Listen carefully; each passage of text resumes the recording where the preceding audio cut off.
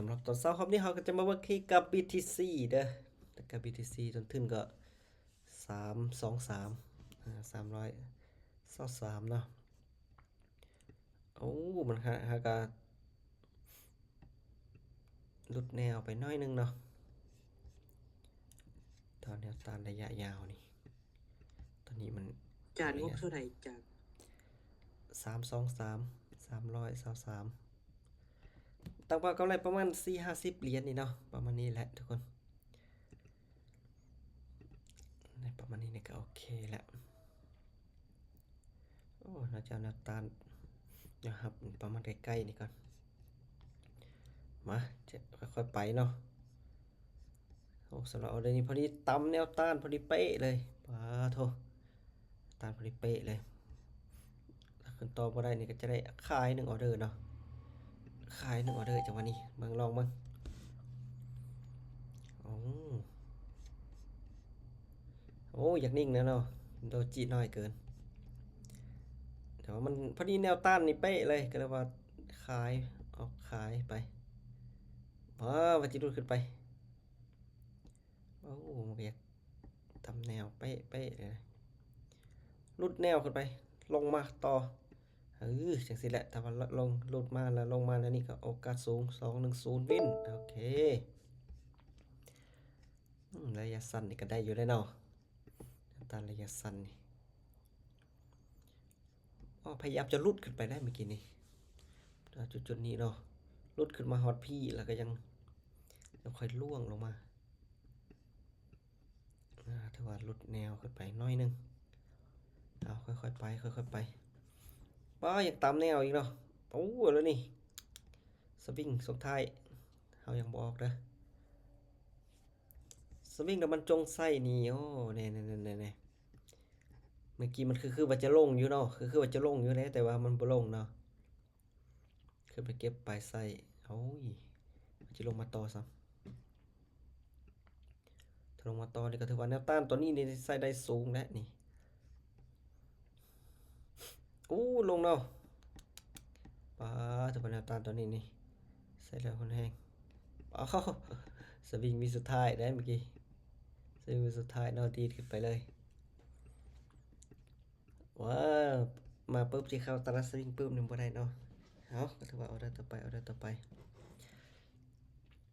จุดสำคัญตอนนี้ก็คือแต่ว่านิ่งๆนะวันนี้นี่บ่มีวอลุ่มซื้อวอลุ่มขายเอาจากนั้นก็ตามเห็นแห่งซื้อเข้ามาแล้วเมื่อกี้ปั๊บซื้อขึ้นไป1 ออเดอร์เดี๋ยวแห่งขายในส่วนท้ายออเดอร์ปุ๊บสวิงลงปั๊บเนาะเมื่อกี้สังเกตว่าแห่งซื้อสวิงขึ้นไปเมื่อกี้เอาเลยแต่ว่าทบลงสุดท้ายบ่เป็นยังเอาเดี๋ยวนี้แห่งซื้อผักดันอยู่เลยขึ้นไปเนื่องจากว่าโซไซเวอยู่มีการสลับอยู่เนาะการสลับแห่งซื้อนี่ก็ผักดันอยู่210วินงามๆโอเคจัดไปแต่ว่าออกก็เดอร์นี่ก็อยากเสียงๆเลยเนาะออกก็เดอร์เปิดแล้วมันสวิงปั๊บเนาะสวิงปั๊บโอกาสที่ลงมาหาแนวรับอีกแล้วนะครับไปไซต์แต่ว่าเจมลงมาหาแนวรับจุดนี้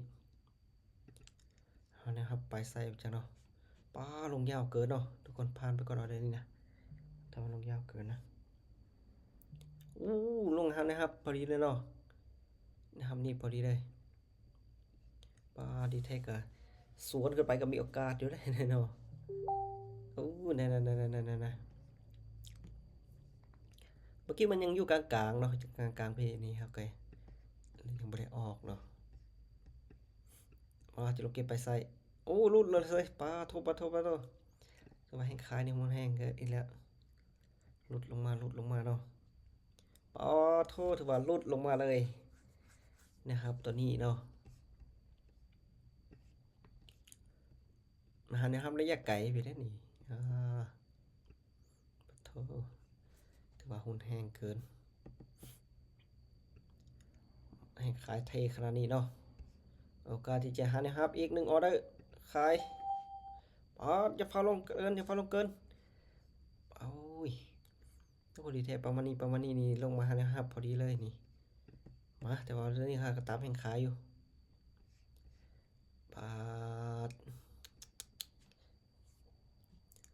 เมื่อกี้ลงงามๆเนาะแล้วก็จวดลงมาโอ้เรื่องนี้ใกล้นะครับสำเนาะถือว่าเสียงหน่อยหนึงแหละผลักดันลงตัวเนาะผลักดันลงตัวเนาะเมื่อกี้ยังลงไรเนาะตอนนี้น่าจะนิ่งแล้วแหละเนาะ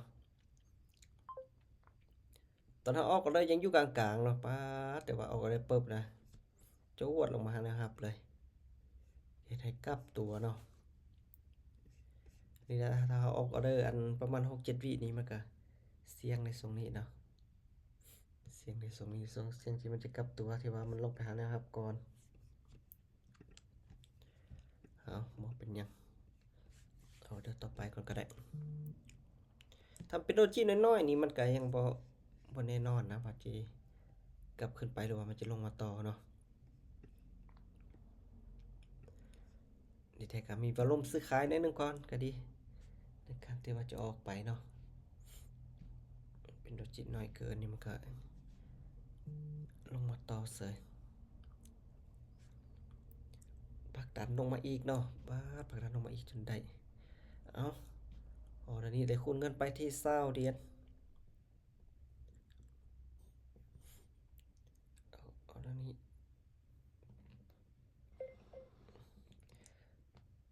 ตอนนี้คูณเงินน้อยหนึงเนาะมาเอาเดี๋ยวนี้โอ้แต่มาลินไซเวสลับอยู่นี่ก็ถือว่าก็ต้องเบิ่ง MACD แล้วแหละว่าจะขนานลงอีกบ่มาซื้อขึ้นไป1ออเดอร์จังหวะนี้เนาะซื้อขึ้นไป1ออเดอร์แสดงว่า MACD เริ่มสีขาวๆแล้ว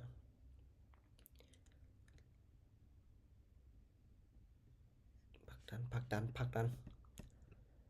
แต่ก็อยากเสี่ยงหน่อยนึงเนาะเพราะว่ามันอยู่ในช่วงที่ว่าเป็นที่โดจิเนาะก็ให้มันนิ่งถึงวิสุดท้ายก่อนก็ดีเนาะถ้านิ่งถึงวิสุดท้ายนี่ก็มีโอกาสสูงจังหวะนี้เนื่องจากว่า MACD นี่เริ่มสีขาวๆขึ้นไปแล้ว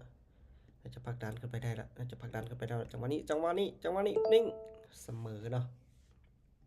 เอามาขึ้นออเดอร์พักตัวจังหวะนี้ขึ้นออเดอร์พักตัวสำเนาะป๊าบถือว่าออเดอร์ที่ออกกันบ่ขึ้นเนาะเอาบ่เป็นหยังบ่ได้บ่เสียก็ถือว่าถึงออเดอร์พักตัวพักดันคืนนี้ซื้อขึ้นไป1ออเดอร์ทุกออเดอร์ทุกคนก็สามารถวิเคราะห์ตามในส่วนใดเนาะปาโทโอ้ยสังเกตมันว่ามันโน้มขึ้นแล้วเนาะย่อลงไปขึ้นไปจังหวะนี้นี่ขึ้นไปเก็บไปไส้ก็ยังดีเนาะถ้าผักดัดแห้งขนาดนี้ตลาดนิ่งนี่มีโอกาสสูงเลยจังหวะนี้นี่เอาขออย่างเดียวคือนิ่งไปก่อนเนาะนิ่งไปก่อนโอ้ยผลักดันขึ้นอ้าวตอนนี้เปลี่ยนกราฟแล้วล่ะเนาะผ่านไป2ออเดอร์ละเมื่อกี้ผักสวิงขึ้นไปแล้วยังลงมาอีกเนาะว่าโซลาร่านี่งามเลยนะนี่โซลาร่านี่งามเลยโซลาร่านี่งามเนี่ยจะมาที่โซลาร่าในนึงเนาะว่าไปที่4แล้วก็อยากสวิงในนึงเนาะโอเคมาที่โซลาร่าตอนนี้สำหรับโซลาร่านี่ก็ค่อนข้างว่าเป็นแท่งออเดอร์เต็มอยู่เอาส่งที่ว่าผลักดันเนาะผลักดัน3เขียวนี่ต้องมาแล้วป้าสวิงแห้งเกินเอาเด้อนี่ขอออเดอร์ต่อไปก่อนเด้อขอที่นิพพานไปก่อนถือว่าโซลาร่านี่พลาดหลายเลยเนาะแต่ว่ายังคัดขึ้นไป14เหรียญคัดขึ้นไปหน่อยนึงเนาะก็ถือว่าพลาดบิน2พลาด2ซะตอนนี้ยัง50อยู่ว้าวบรรดาเสือว่ามันจะขึ้นไปได้เนาะเนื่องจากว่าขึ้นสูงขนาดนี้แล้วก็ต่ำ ส่วนที่ว่าเป็นแนวต้านยังขึ้นไปต่อได้เสียอยู่ได้มาออเดอร์นี้แล้วเนาะไปที่35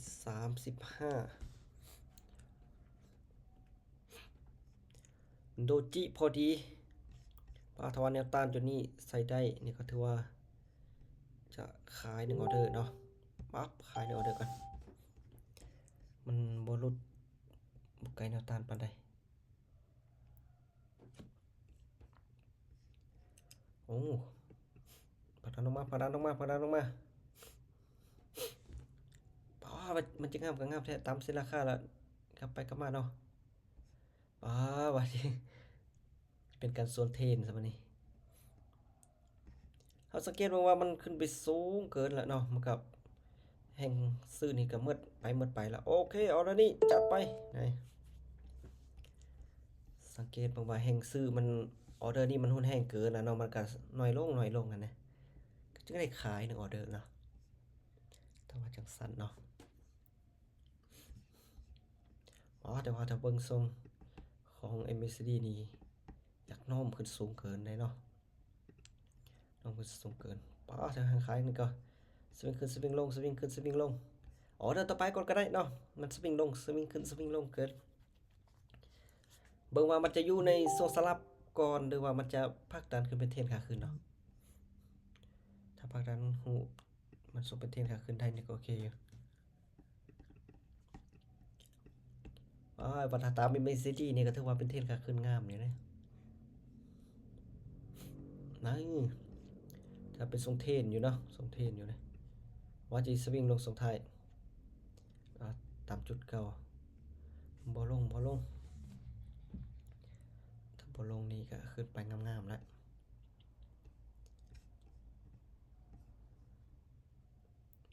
แนวต้านของมันก็อยู่ใกล้ๆนี่ได้อยู่ใกล้ๆนี่ได้แนวของมันแห่งซื้อปัจจิมืดแต่ได้นี่เนาะแห่งซื้อปัจจิมืดแล้วเป็นโดจิน้อยๆเกินถ้าแห่งซื้อหมดนี่ขายคนตามได้สไลด์เนาะโดจิมันแสดงถึงจุดกลับตัวมันใกล้แนวต้านแล้วมันขึ้นต่อบ่ได้ละใกล้แนวต้านแล้วมันขึ้นต่อบ่ได้ละก็ต้องได้ขายแล้วล่ะ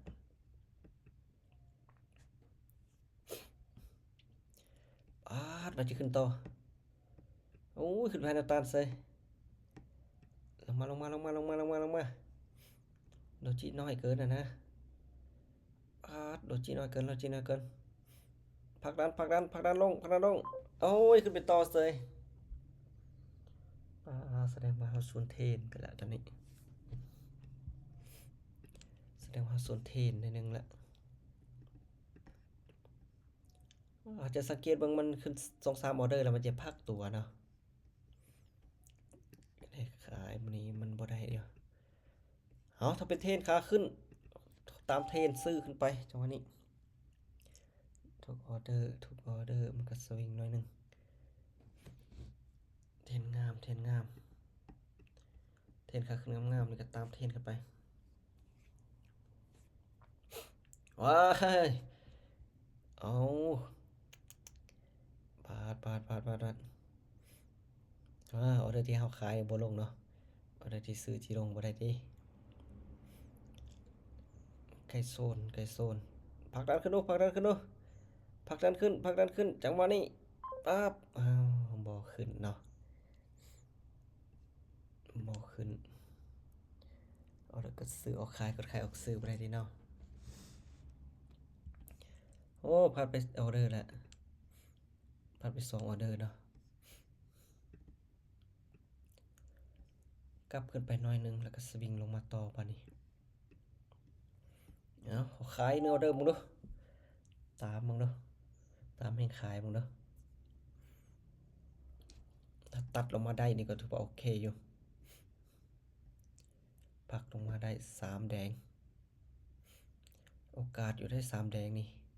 ให้ขายเทจากจุดแนวต้านลงมาเนาะเทจากจุดแนวต้านเก่าลงมาก่อนโอ้ยลงมาปานนั้นล่ะยังจะขึ้นไปอีกบ่ได้ตีลงมาซูเปอร์เทนซี่โอกาสสูงจังหวะนี้เป็น ป้าถ้าว่าบ่พลาดเกิน3ออเดอร์ได้มีกำไรเนาะถ้าวินพลาดต้องได้บริหารทุนคูณเงินขึ้นไปหน่อยนึงเนาะเนื่องจากว่าช่วงนี้มัน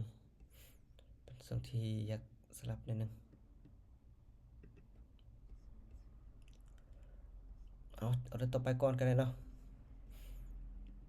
ฟังแนวครับเดี๋ยวตาเอียงหน่อยนึงกันสังเกตว่ามันก็ยากน้อยนึงได้นี่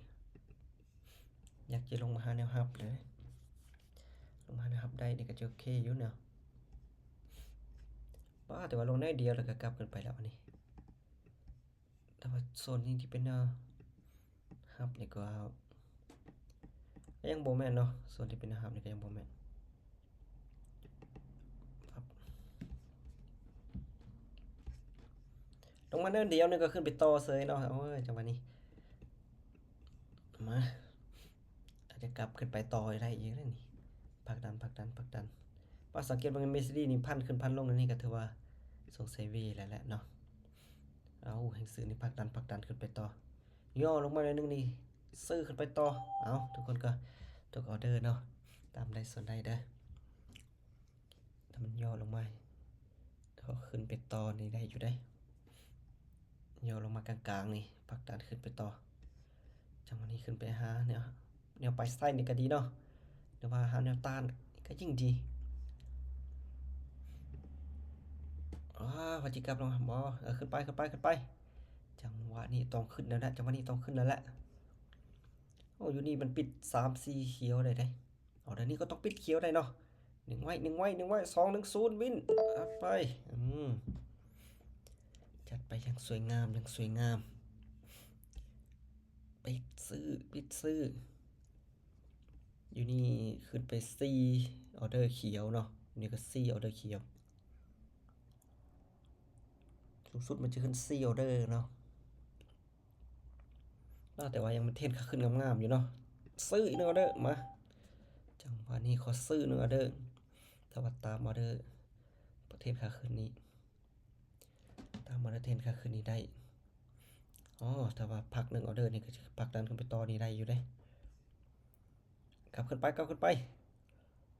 นลงบ่ได้พักดันขึ้นนิดนึงก็ดีเนาะเขาอย่างเดียวคือนิ่งไว้นี่โอกาสสูงจังหวะนี้โอกาสสูงพักดันขึ้นไปนิดนึงก่อนไป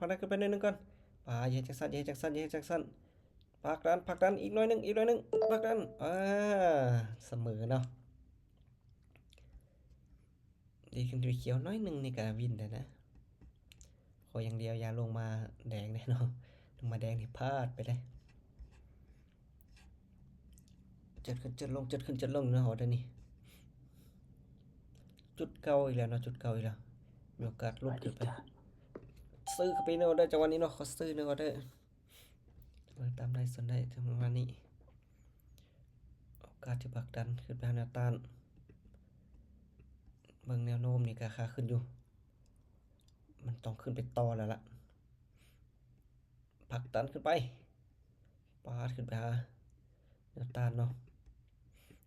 โอ้ยคือหลุดลงมาซ้ำปาดคือหลุดลงมาผลักดันขึ้นแฮงซื้อเข้ามาโอเคผลักดันขึ้น1 2วินโอเคมีกำไรหลายเติบอยู่เลยเนาะมีกำไรหลายเติบอยู่บ่จังหวะนี้ก็เป็น4ออเดอร์3ออเดอร์ติดเนาะวิน3ออเดอร์ติดตอนนี้บวกมาที่323นี่บวกมา50ปลายเนาะก็ตามเป้าแล้วบวก50ปลายแล้วเนาะตามเป้าได้ทุกคนถือว่าเขาปลาเราแล้วนี่ยังขึ้นไปเติมเสยเนาะกำไรเท่าใดแล้วเนาะ323ลบอาจารย์ยิน4 386ออเดอร์เลยว่ะบวกมา63เหรียญเนาะบวกมา63เหรียญตอนนี้ก็ถือว่ามีกำไร4ออเดอร์ว่ะวิน3ออเดอร์ติดเนาะมันเสมอ1ออเดอร์แล้ววิน3ออเดอร์ติดก็ถือว่าพลาดบ่หลายเนาะพลาดบ่หลายพลาดน้อยเดียวพวกนี้ พาร์ทสูงสุดก็2ออเดอร์อยู่นี่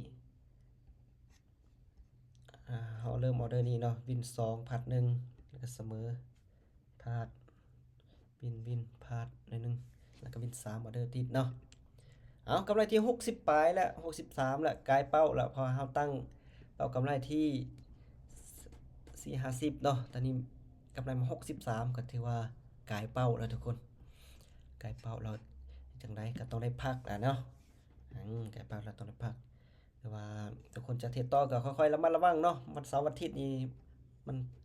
มีบางช่วงที่ว่าสวิงอะนะต้องได้รอตลาดที่ว่ามันนิ่งก็จังค่อยเทรดเนาะจังค่อยเข้าเทรดแต่ว่าบ่นิ่งก็รอท่าต่อไป